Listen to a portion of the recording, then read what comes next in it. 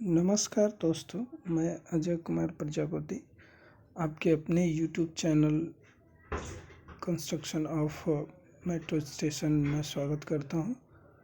और ये मैं एक सीरीज़ शुरू कर रहा हूं metro station, underground metro station के मेंबर्स के बारे में, नए लोगों के लिए या पुराने लोगों के लिए जिन्हें ये चीज़ें समझना सीखना ज़रूरी है उनके लिए।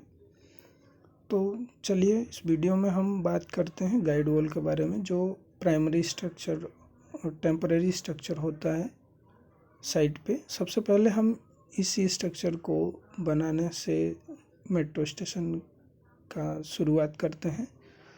तो चलिए शुरू करते हैं। एक आप ओवरव्यू देख सकते हैं, इस तरीके से हमारा मेट्रो स्टेशन दिखाई देता है, या कर्टन कवर भी इसी तरीके से होता है।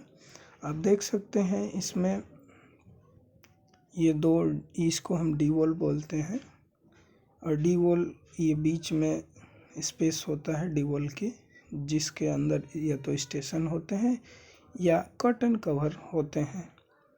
तो चलिए समझने की कोशिश करते हैं गाइड वॉल कैसे कास्ट किया जाता है, गाइड वॉल क्या होता है इसके बारे में। जैसे कि आप इसमें देख सकते हैं कि गाइड वॉल के बारे में डिटेल ए में दिखाया गया है। तो चलिए हम डिटेल ए पर चलते हैं। दोस्तों, ये आप डिटेल ए देख सकते हैं, इसमें दो एल पोर्शन जो दिखाया गया है दोनों तरफ, वो गाइड वॉल होता है। बीच में आप डी वॉल कहते हैं। गाइड वॉल जो होता है वो ग्राउंड लेवल से नीचे की तरफ कास्ट किया जाता है। ये हेल्प करता है डी वॉल को ग्रेविंग करने, केज लोअरिंग करने और कास्टिंग करने में। ये ऊपर की सतह पे एक स्मूथ सरफेस प्रोवाइड करता है, जिससे कि ग्रेविंग मशीन आसानी से एक्सवेशन कर सके। चलिए हम इसके डिटेल्स को एक बार स्टडी करते हैं। जैसा कि आप यहाँ देख सकते हैं, गाइड वॉल डिटेल दिखाया गया है यहाँ पे। तो गाइड वॉल जो होता है ग्राउंड लेवल से नीचे की तरफ होता है। इसकी डेप्थ दिया गया है यहाँ पे, आप देख सकते हैं। बेसिकली ये टेम्पररी स्ट्रक्चर है, इसलिए इसकी थिकनेस ज़्यादा नहीं रखी जाती है। और इसकी थिकनेस आप देख सकते हैं यहाँ पे 150 mm है।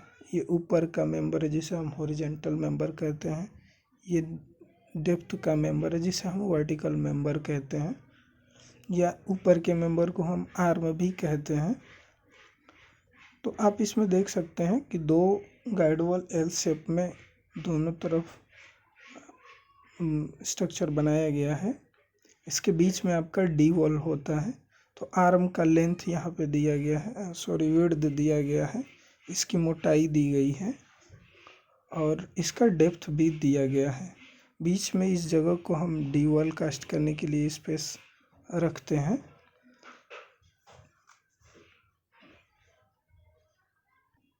तो आपने इसके डिटेल को देखा कि गाइड वॉल का डिटेल क्या है। हम अगर साइड पे इसको कास्ट करेंगे तो उसके लिए रेनफोर्समेंट का भी इस्तेमाल किया जाता है। तो कैसे रेनफोर्समेंट ट्रीट करते हैं, आइए उसको देखते हैं।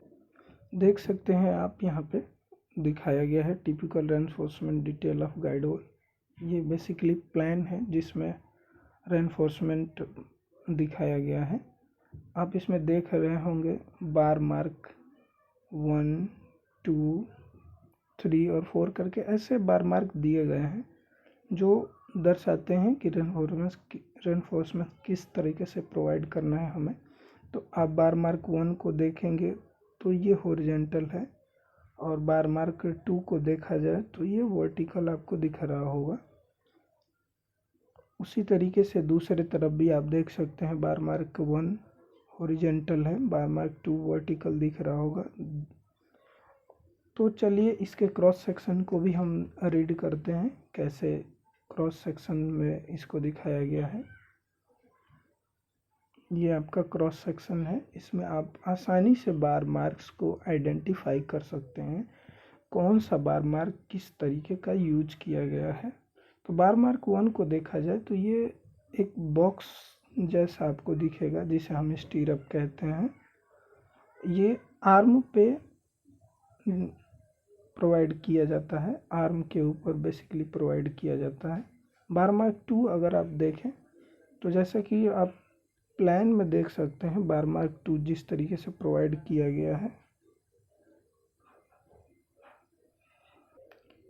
ये बार मार्क 2 है, बार मार्क 2 ये है। बेसिकली आप डॉटेड जो लाइन आपको दिख रही है वो बॉटम रेनफोर्समेंट है, और जो कंटिन्यू लाइन दिख रही है वो टॉप रेनफोर्समेंट है। तो इसके सेक्शन में हम देख के समझने की कोशिश करते हैं। तो आपने ये समझा बार मार्क 1, बार मार्क 2 जो है हॉरिजेंटली आ रहा लेंथ है। उसी तरीके से बार मार्क 3 आप अगर देखें तो बार मार्क 3 जो है ये भी एक बॉक्स नुमा, वर्टिकल बॉक्स नुमा है, जिसे हम स्टीरअप कहते हैं। ये वर्टिकली प्रोवाइड किया जाता है। बार मार्क 4 और बार मार्क 2 एक जैसे हैं। तो अब आपने बार मार्क तो देख लिया दोस्तों, लेकिन इस बार मार्क को भी और भी देखना पड़ता है। आप बार मार्क तो पहचान गए, कैसे प्रोवाइड करना है रेनफोर्समेंट ये भी देख लिया आपने। आप देख रहे होंगे इसमें एक आउटर लाइन है और बीच में रेनफोर्समेंट है। तो आउटर लाइन और रेनफोर्समेंट के बीच के डिस्टेंस को हम क्लियर कवर कहते हैं। ये क्लियर कवर ज़रूरी होता है देना, जो हमें बाहरी एलिमेंट से रेनफोर्समेंट को बचाता है, जैसे कि एयर से, जिससे जंग न लगे। तो इसके बीच को हम क्लियर कवर कहते हैं। आइए देखते हैं ये बार मार्क क्या हमें बताते हैं, कैसे इसको रीड किया जाए। यहाँ पे आप देख रहे होंगे एक रेनफोर्समेंट शेड्यूल दिखाया गया है, जिसमें सारे बार मार्क्स, डिस्क्रिप्शन, बार शेप और मार्क दिखाया गया है। तो बार मार्क 1 को अगर आप देखें, जैसा कि आपने क्रॉस सेक्शन में देखा, ये आर्म पे प्रोवाइड किया गया है। तो इसका डाया है 8 mm और इसकी स्पेसिंग है 150 mm सेंटर टू सेंटर। अब बार शेप भी देख सकते हैं, जैसे कि मैंने पहले ही बताया, ये एक स्टीरअप है। बार मार्क 2 देखा जाए तो ये बार मार्क 2 भी 8 mm डाया का है, जो 150 mm centre to centre spacing पे प्रोवाइड किया गया है। करना है आपको साइड पे, जो कि वर्टिकल, इसमें कोई चेंजिंग नहीं है, जैसा सरिया है वैसे ही आपको प्रोवाइड करना है।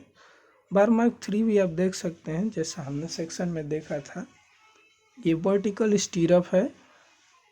इसका शेप आप देख सकते हैं। इसका डिस्क्रिप्शन देखें तो ये 10 mm डाया का सरिया है, जिसको 200 mm सेंटर टू सेंटर पे प्रोवाइड करना है हमें। और बार मार्क 4 भी 2 की तरह ही है। इसका डाया 10 mm है और इसे 200 mm centre to centre distance पे प्रोवाइड करना है। तो ये आप ड्राइंग में ही दिया गया होता है, इसे आपको पढ़ना समझना होता है, कैसे क्या शेप है, क्या लेंथ है, कहीं लेप लेंथ है तो क्या है, ये सब चीज़ें आपको ड्राइंग में देखनी पड़ती हैं। आगे बढ़ते हैं दोस्तों। जैसा कि आप इसमें देख पा रहे होंगे, एक सेक्शन के भी दिखाया गया है। तो इसे भी हम समझते हैं कि ये सेक्शन क्या हमें बताता है। ये सेक्शन यहाँ पे आप देख सकते हैं, इसमें कुछ डिटेल्स बताए गए हैं जिसे हमें समझना होता है। इस सेक्शन में आप देख सकते हैं कि ये हमारा गाइड वॉल का आर्म हो गया, दोनों तरफ बीच में स्पेस है जो डी वॉल कास्ट करने के लिए बनाया गया है। इसमें आप ये ब्लैक कलर का एक देख रहे होंगे सेक्शन दिखाया गया है। ये वुडन प्रॉप सपोर्ट है, जो हम गाइड वॉल को अंदर गिरने से रोकने के लिए लगाते हैं, गिरने के लिए ना गिरे इसलिए लगाते हैं। इसमें कुछ डिटेल्स दिए गए हैं जिसे पढ़ना ज़रूरी है। जैसा कि आप यहाँ पर देख सकते हैं, बताया गया है कि D wall thickness plus 50 mm tolerance plus में इसमें लिया जाता है। टॉलरेंस जो हमें लेना ज़रूरी होता है दोस्तों, क्योंकि हम जब ग्रेविंग मशीन से ग्रेविंग करते हैं, एक्सकैवेशन करते हैं डी वॉल के लिए, तो हमें 20-25 mm both of side D wall के, जैसे इस साइड 25 mm, इस साइड 25 mm लेना ज़रूरी होता है टॉलरेंस, ताकि हमारी ग्रेविंग मशीन आसानी से नीचे आए और ऊपर जाए, डी वॉल में टच ना हो, गाइड वॉल में टच ना हो। तो दोस्तों आपने देखा कि ड्राइंग को हम कैसे पढ़ते हैं, ड्राइंग को कैसे देखते हैं। यहाँ पे कुछ नोट्स भी हैं जिसे आपको देखना काफ़ी ज़रूरी होता है। साइड पे जो इम्पोर्टेंट नोट्स होते हैं उन्हें हम इसके अनुसार, आप जो ड्राइंग में दिया गया नोट्स है उसको आप पढ़ेंगे, बहुत ही ध्यान से पढ़ना पड़ता है। देख सकते हैं आप कुछ इम्पोर्टेंट मार्क हैं जिसे इस तरीके से मार्क किया गया है, इन्हें हमें करना ज़रूरी होता है। तो अब देखते हैं हम कि एग्जीक्यूशन कैसे करेंगे साइट पे। तो उसको मैं बेसिकली आपको कुछ पॉइंट्स समझाता हूँ जो कि ज़रूरी है, आप समझिए उसको। सबसे पहले हमको देखना होता है कि गाइड वॉल की डेप्थ क्या है, जैसा इस ड्राइंग में दिखाया गया है। गाइड वॉल की आर्म का विड्थ क्या है, इसको नोट करके आप रखें। और एक्सकैवेशन करते समय हम डी वॉल की thickness plus 50 mm tolerance plus 150 mm एक तरफ, दूसरी तरफ 150 mm मोटाई की गाइड वॉल को, तीनों को जोड़कर, जैसे कि अगर मान लीजिए आपका डी वॉल का मोटाई है 1 मीटर और गाइड वॉल के दोनों तरफ की मोटाई 300 mm हो जाती है और 50 mm टॉलरेंस लेते हैं, तो ये 1350 mm होता है। तो इस गाइड वॉल की डेप्थ भी 1350 mm ग्राउंड लेवल से होती है और विड्थ भी 1350 mm होती है। तो इतना हम खुदाई करते हैं, पूरा खुदाई करना पड़ता है दोस्तों, ताकि हमें अंदर का ये सरफेस जो है शटर लगा के और स्मूथ निकाल सकें, ताकि हमें ग्रेविंग करने में दिक्कत ना हो। जब हम पूरी खुदाई कर लेते हैं तो खुदाई करने के बाद हम रेनफोर्समेंट प्रोवाइड करते हैं, जो कि हमने आपको यहाँ सब कुछ बता दिया, दिखा दिया है। इस तरीके से हम रेनफोर्समेंट लगाएंगे। इसके नीचे कवर ब्लॉक लगाते हैं इसमें, जो कि यहाँ पे आप देख सकते हैं। जितना भी हमें ड्राइंग में प्रॉपर तरीके से कवर बताया गया हो, हम कवर प्रोवाइड करेंगे। उसके बाद जो है कि इसकी कास्टिंग करेंगे। कास्टिंग करने के बाद दोस्तों ध्यान देना पड़ता है हमें, ये सपोर्ट लगाना हमें ज़रूरी होता है। अगर हम इस सपोर्ट को ना लगाएं तो हो सकता है कि ये जो गाइड वॉल है अंदर की तरफ गिर जाए। तो इसके लिए हम सपोर्ट लगाते हैं। अब ये सपोर्ट कैसा होता है इस ड्राइंग में बताया गया है। 200 × 200 का वुडन प्रॉप सपोर्ट होता है, जिसे गाइड वॉल के लेंथ में 2.6 metre centre to centre distance पे रखते हैं। ये मैक्सिमम डिस्टेंस है, आप इससे कम भी रख सकते हैं साइट के अनुसार। तो चलिए इसके प्लान को भी देख लेते हैं, किस तरीके से प्लान में इसको दिखाया गया है। ये आप देख सकते हैं प्लान व्यू है जिसमें सपोर्ट को दिखाया गया है। तो सपोर्ट कुछ इस तरीके से होता है, एक सपोर्ट यहाँ लगा दिए, एक सपोर्ट यहाँ लगा दिए, जो कि इसका डिटेल दिया गया है। और हम सपोर्ट के साथ साथ जो हमने खुदाई की हुई मिट्टी निकाल के बाहर रखा है, इसको जैसे कि हम यहाँ पे खुदाई करेंगे, जो मिट्टी यहाँ से जो बाहर निकलेगी इस एरिए से, इसको हम कहीं साइड में रख देंगे और इसी मिट्टी को गाइड वॉल कास्ट होने के बाद इसी में फिल कर देते हैं। इससे क्या होता है दोस्तों कि गाइड वॉल को दोनों तरफ से इसमें फिल होने के कारण सपोर्ट मिल जाता है और वो अंदर की तरफ गिरता नहीं है। तो हम इसको अदर जगह ना डंप करके मिट्टी को यहीं पे रखते हैं और फिर इसको फिल कर देते हैं। फिर जब हम ग्रेविंग मशीन यहाँ खड़ा करेंगे और ग्रेविंग करेंगे तो ये मिट्टी फिर बाहर आ जाएगा, बाहर निकल जाएगा। तो इस तरीके से हम एक्सकेवेशन करते हैं, इस तरीके से हम रेनफोर्समेंट कंप्लीट करते हैं। रेनफोर्समेंट डिटेल आपको ड्राइंग में दी जाएगी, आप उसको देख सकते हैं। उस तरीके से काम कराना है। यहाँ कुछ पॉइंट्स हैं, इसको देखना ज़रूरी होता है। जैसे कि आप पहला पॉइंट यहाँ पे देख रहे होंगे, कह रहा है कि no traffic construction equipment permitted in this zone. कहने का मतलब ये है कि अगर हम गाइड वॉल देखें जो एल शेप में है, इसके इनर सरफेस से 1500 mm डिस्टेंस तक हम कोई भी कंस्ट्रक्शन इक्विपमेंट नहीं रख सकते हैं।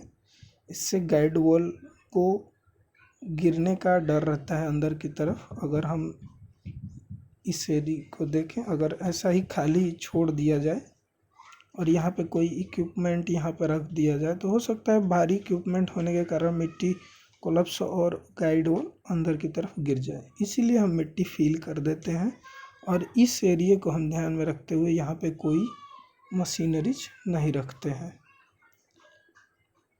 उसके बाद अगला पॉइंट आप देख सकते हैं, इसमें बताया गया है कि जो भी हम ग्रेड कंक्रीट ग्रेड प्रोवाइड करेंगे आरसीसी का, ये M20 का होगा।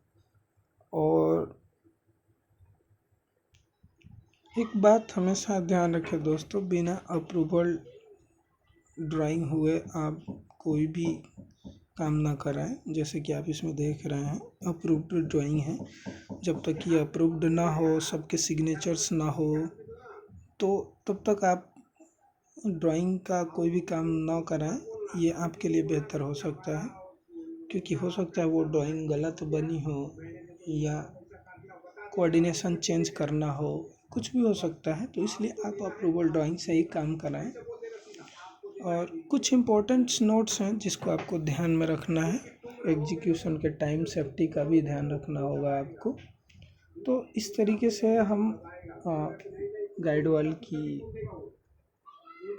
को कंस्ट्रक्शन करते हैं। और इस वीडियो में बस इतना ही दोस्तों। अगले वीडियो में हम सीखेंगे कि BBS ऑफ गाइड वॉल के मतलब रेनफोर्समेंट कैसे निकाला जाए, कि कहाँ कितने लेंथ में कितना स्टीरअप्स लगेगा, कितना वर्टिकल बार लगेगा, कितना हॉरिजॉन्टल बार लगेगा, अगले वीडियो में हम देखेंगे। इस वीडियो में बस इतना ही। अगर आपको वीडियो अच्छी लगी हो, इन्फॉर्मेटिव लगी हो, तो इसे लाइक करें, किसी और दोस्तों के साथ शेयर करें ताकि उनका भी कुछ हेल्प हो सके। ये मैं नया सीरीज़ शुरू किया हूँ नए लोगों के लिए जो मेट्रो में काम करना चाहते हैं। उन्हें कुछ पॉइंट्स जानना ज़रूरी होती हैं जो इंटरव्यू में भी काफ़ी बार पूछे जाते हैं, जो मुझसे भी पूछे गए थे। तो इसलिए मैं वीडियो बना रहा हूँ, नए लोगों की हेल्प होगी। तो अगले वीडियो में मिलते हैं दोस्तों, तब तक के लिए नमस्कार। दोस्तों वीडियो को लाइक, शेयर एंड सब्सक्राइब करना ना भूलें।